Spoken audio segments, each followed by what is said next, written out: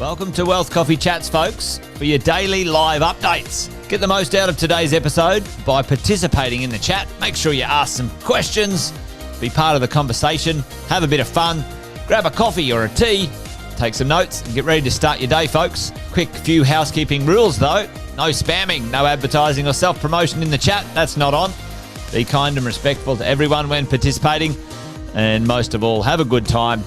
Real estate investing can be your biggest asset. It also can be your most expensive asset when it comes to getting it right or getting it wrong, folks.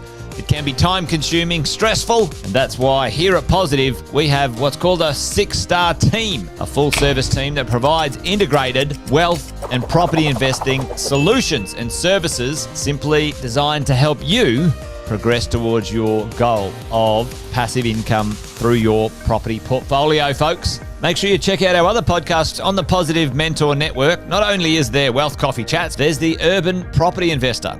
Drops every Wednesday with straight talking investing strategies and lessons with Sam Saggers. Property Investor Tales. This is where our clients, you guys, share real life stories from property investing, hosted by some of our advisors and strategists. And that's done every fortnight, dropping every Monday. Wealth, Wine and Wisdom, folks, that debriefs the week that was in the world of finance and property, hosted by yours truly, Jason Witten and Andy Fenton on Fridays. Welcome to another Wealth Coffee Chats. Marvellous Monday. Hope you're well, folks, wherever you are. If you think it's Get Rich Quick, you're in the wrong place. This is the wrong podcast. This is the wrong live for you.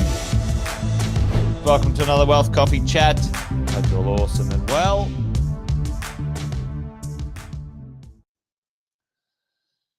Hello and good morning, everyone. Welcome to Wealth Coffee Chats. Good to see a few of you up and at it already. Hope you've had a wonderful weekend. Get a few intros out of the way while we're warming up the live stream this morning. Good to see a few of you here already. Morning, Shelley. Early bird catches the worm. Hope you got a hot coffee or whatever beverage you're enjoying this morning, Shelley. Good to see you.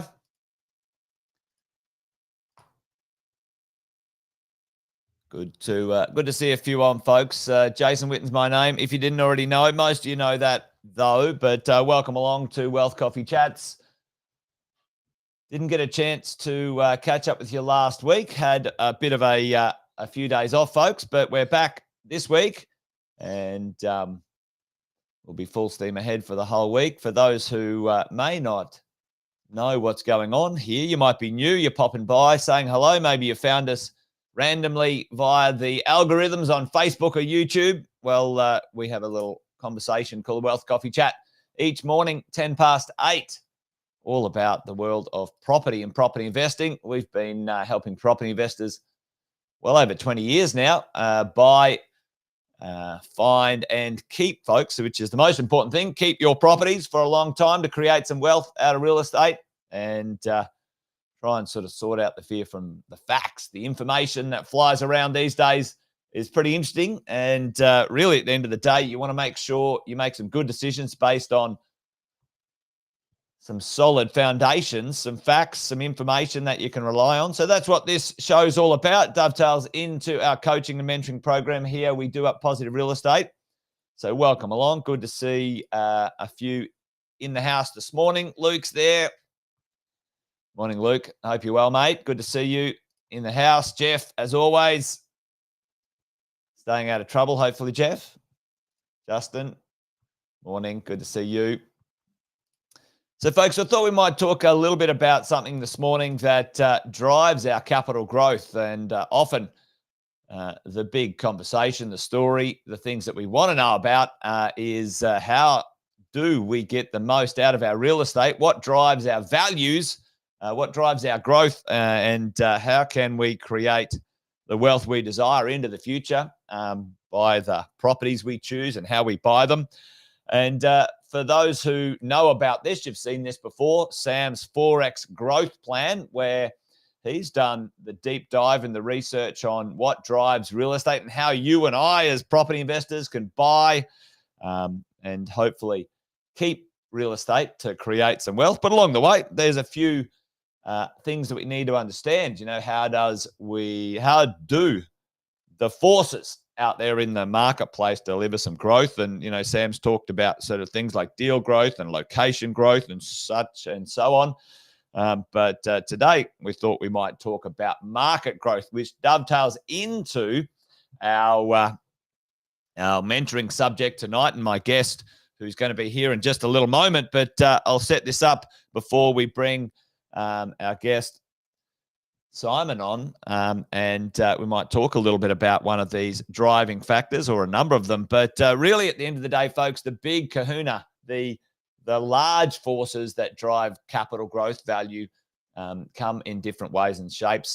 And over the last 20 years, Sam sort of put them into 6 different places, or 6 different driving forces. The growth of our population, we can see that at the moment, where around Australia, the immigration has been driving pretty significant growth, and some demand on real estate, infrastructure growth when there are big projects, expansion of cities, expansions of infrastructure. There's certainly growth in different ways, shape, form in the Australian economy and in Australian cities and towns. Economics and employment, folks. We do know that if we have jobs, people are happy. They've got, hopefully, the ability to borrow and invest in real estate and or pay the rents.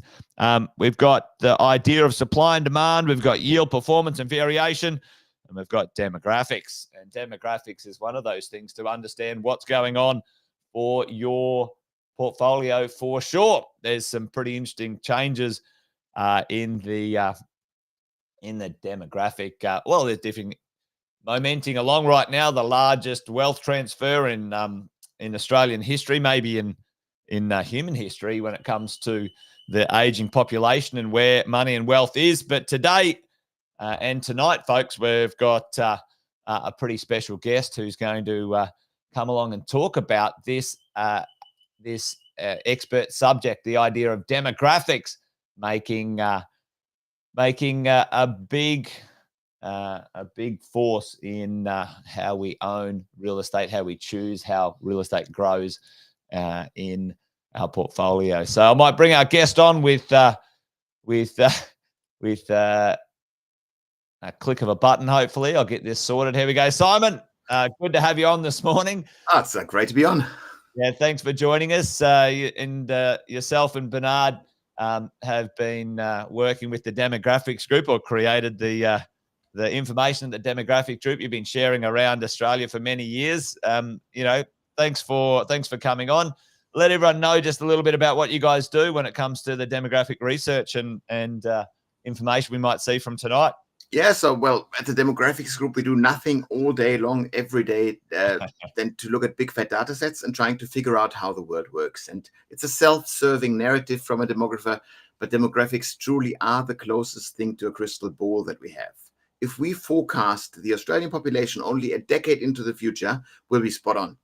Because we know very much how many babies you're going to make this year. We know who of you on the call isn't going to make it until next year. And as a nation, we literally dictate the migration intake. So we will pretty much get it right, the population forecast, as long as there's an epidemic throwing a spanner in the works. Yeah. But, taking that away for the moment, this is a growth economy. This is a growth country. We'll be adding close to 4 million people in the coming decade. These people all need to be housed. That is pretty much guaranteed. We also know where they want to live, mostly in big cities, because most of those people are still knowledge workers, people that have a job that traditionally took place in the office tower. Now, quite often, we work from home, but we see kind of fun settlement patterns already emerge that, yes, the working from home phenomenon opened up Australia to a bit of a degree, but very few people work fully remotely. Most people end up working in a hybrid manner. And so what you can still do is draw a 2-hour drive time radius around any CBD in this country. And you see inside this 2-hour drive time radius, it is growth, growth, growth. Outside of it, it's crickets. There's some sort of psychological barrier that says, hey, if I only commute once or twice per week to the CBD, I'm willing to do an extreme commute of an hour and a half or maybe even 2 hours, but not more. And so this is how we then need to think about the towns that are outside of this 2-hour drive time radius, because they, in order to grow, they need to provide jobs. Many of those have jobs. They need to provide affordable housing. They need to provide schooling and healthcare.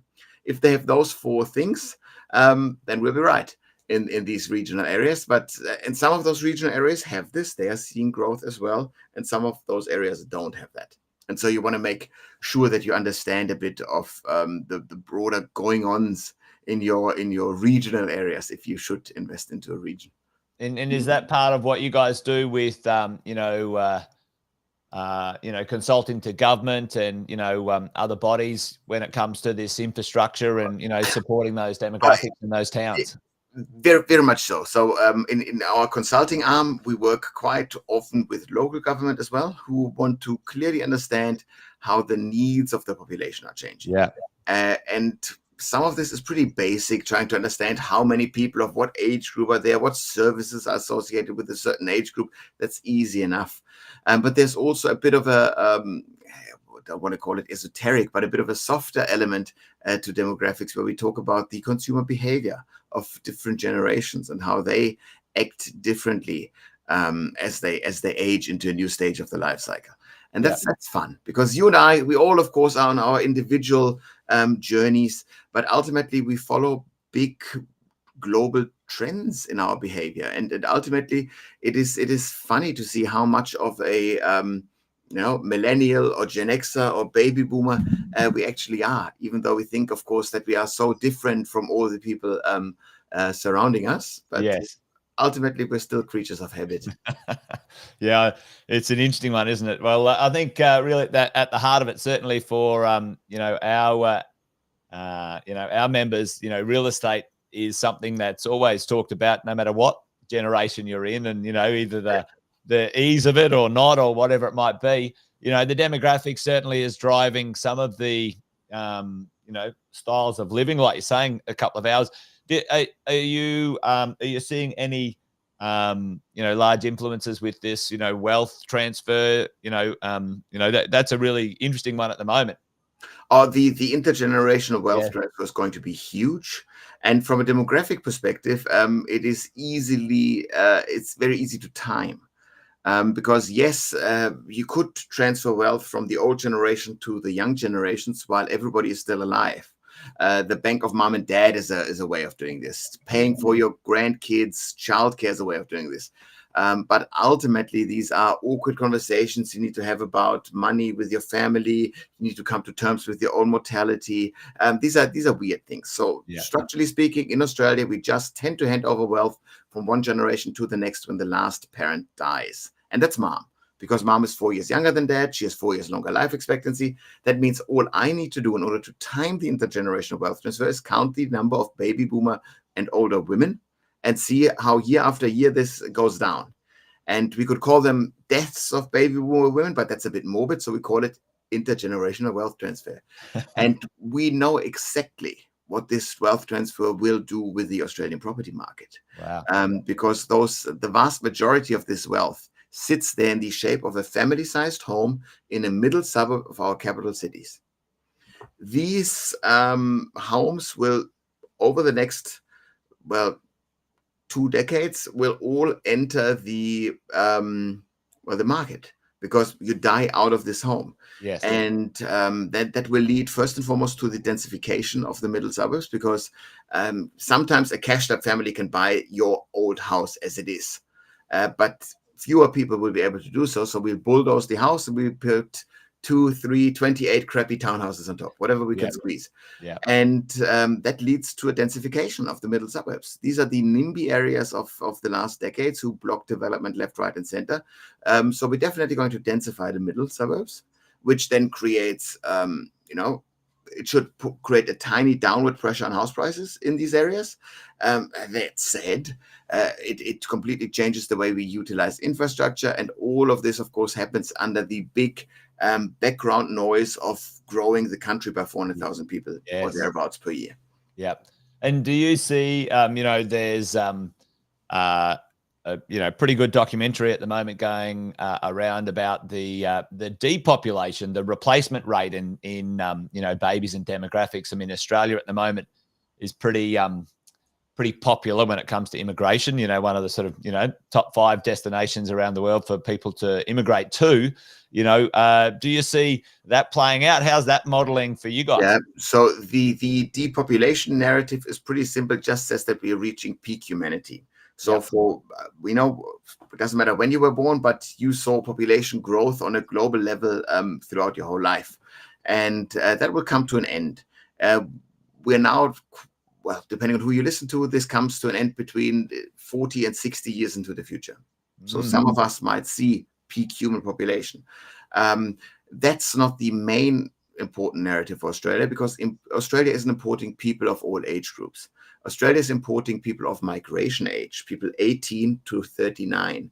And that cohort, globally speaking, is starting to shrink in about 12 to 15 years. So the competition for migration will go up. Australia can theoretically, even in a shrinking planet, still continue to grow its population base based on migration, simply because there aren't that many wealthy democracies around where the rule of law is guaranteed. That's a pretty nice thing that we have on offer that other countries don't. So it's still plausible that at least theoretically we can continue the high migration narrative while the world still keeps shrinking. But at the very least, it means that we can't continue to charge migrants an arm and a leg for their visa fees, for the international student fees. So the competition globally for migration will increase bit by bit. Yeah, it's an interesting one. Well, Simon, tonight you're going to come along and share a bit of a deep dive into more information tonight. Maybe give us a bit of a headline of what else is on the menu for this evening for our members. Well, we're going to talk about the big shifts. What are the main types of property that will be in highest demand? And most importantly, we're going to discuss where growth will occur. I think that's an important bit. And then we'll talk about broad structural shifts, how society has been revamped into, away from this egalitarian Australia, where everybody has roughly the same income and so forth, into a society that is much more split into 2 parts. And how do you operate in this society? What kind of property will be in demand there? So we'll discuss that. And of course, there's time for Q&A. So I'll answer absolutely every mad question that you might come up with. No, I like that. Well, Simon, thanks, mate. Looking forward to tonight. And really keen to dive into a bit more detail, some of these ideas, because certainly underlying it all, people need to live somewhere. And that's what we're in the investing business of, providing those houses. So looking forward to your insights tonight. Appreciate you joining us this morning as well. Absolutely. Catch you in the evening. Thanks, Simon. Cheers, mate. All right, well, there you go, folks. The idea that our demographics and the types of properties and what people need into the future is going to drive our wealth is a smart one to understand. So make sure you join us tonight and get your updates on those details and information. That's it from us, folks. Wealth Coffee Chat done and dusted this morning. Join me again tomorrow. We'll have another one, as we do, at about 10 past 8. You guys know the drill. We'll dive into a few things. Commercial property values are getting a little bit of a touch-up at the moment, and maybe Simon might touch on those things about work from home tonight and the change in how people are treating the office. But anyway, there you go, folks. That's what I'm going to talk about tomorrow, but we're done and dusted for today. Appreciate you coming along. Thanks for joining us, folks. Wealth Coffee Chat's done and dusted. That's it for me. Bye for now. See you tomorrow. Episode of Wealth Coffee Chat, folks. Make sure you like, subscribe, and turn on your notifications so you never miss a thing when we go live.